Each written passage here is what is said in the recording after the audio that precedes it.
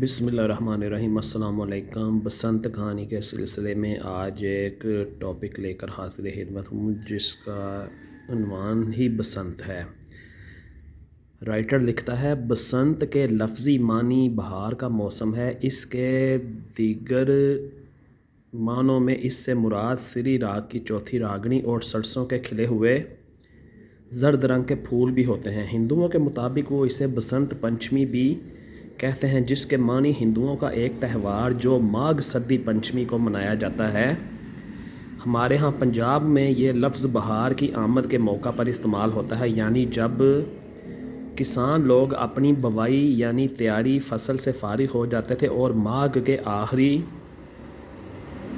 دنوں میں فارغ ہونے کے بعد اپنی فصلوں کو پھلتا پھولتا دیکھ کر خوش ہوتے تھے، اور جب سرسوں کے پھول زرد رنگ کے ہوتے تھے تو بہار کی آمد کی خوشی میں یہ تہوار منایا جاتا تھا، جس میں کسان لوگ بسنتی رنگ کے کپڑے پہنتے تھے یا پھر بسنتی رنگ کی پگڑیاں باندھ کر اور ناچ گا کر ڈول ڈمکوں کے ساتھ بھنگڑے اور رقص کر کے لوک گیت گایا کرتے تھے، اور مختلف پکوان پکانے کے ساتھ ساتھ خوشی کا اظہار کرتے تھے۔ صدیوں سے یہی روایت چلی آ رہی تھی، اور پتنگ بازی کا عنصر کب اس میں شامل ہوا کوئی حتمی طور پر نہیں بتا سکا۔ ہزاروں سالوں سے یہ تہوار برصغیر میں منایا جا رہا ہے۔ اس کی ابتدا کب اور کیسے ہوئی کوئی نہیں جانتا۔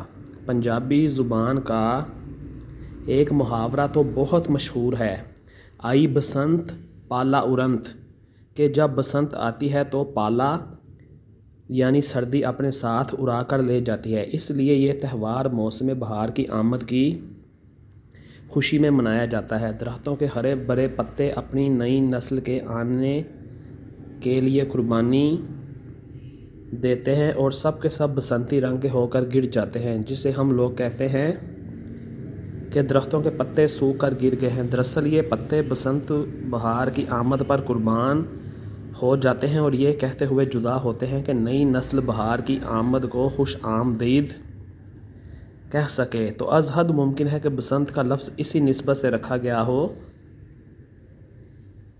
یونس ادیب اپنی کتاب میرا شہر لاہور میں لکھتے ہیں کہ بسنت ایک موسمی تہوار کے طور پر منایا جاتا تھا اور اس وقت صرف پنجاب میں ہی منایا جاتا تھا، اور برصغیر کے دیگر شہروں میں بسنت کی کوئی روایت نہیں ملتی۔ مسلمان کسان تو اسے موسمی تہوار کے طور پر مناتے تھے، مگر ہندو لوگ اسے مذہبی تہوار کے طور پر مناتے تھے، اور اس دن کا تعین جنتریوں کے اصول کے مطابق کیا جاتا تھا۔ اس کی بنیاد دیسی مہینے ہوتے تھے، اور ہندو لوگ اسے بسنت کے تہوار سے پہلے لوہڑی کا تہوار 15 دن پہلے مناتے تھے، جسے بسنت کی ریسل کا نام دیا جاتا تھا۔ مصنف لکھتا ہے کہ لوہڑی کے تہوار پر لاہور کے حلوائی اور دوسرے دکاندار خاص طور پر چروے، ریوڑیاں اور بتاشے تیار کرتے تھے۔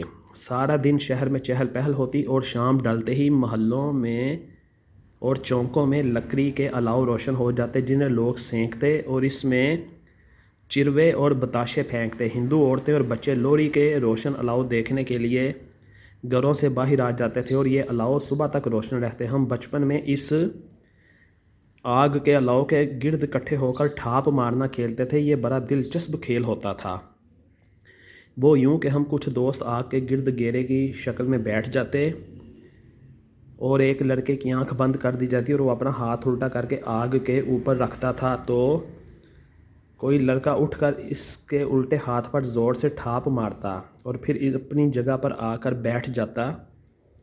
اس کی آنکھیں کھول دی جاتی اور اس نے یہ بوجھنا یعنی معلوم کرنا ہوتا تھا کہ کس نے اسے ٹھاپ ماری ہے، اور وہ ہر لڑکے کی آنکھوں میں جھانک کر اندازہ لگاتا، اور جب تک وہ کسی کو درست شناخت نہ کر لیتا اس کو ٹھاپیں پڑتی رہتی تھیں، اور یہ دلچسپ کھیل آدھی رات تک جاری رہتا۔ تو یہ بسنت کہانی میں سے یہ ایک ٹاپک میں نے آپ کے لیے شیئر کیا ہے آپ کے ساتھ۔ اس کو لائک کریں، سبسکرائب کریں، اور آپ کو پتہ چل گیا ہوگا کہ بسنت ہے کیا اور بسنت کی بنیاد کیسے رکھی گئی تھی۔ انشاءاللہ کسی اور نئے ٹاپک کے ساتھ آپ سے ملاقات ہوگی، تب تک کے لیے اللہ حافظ۔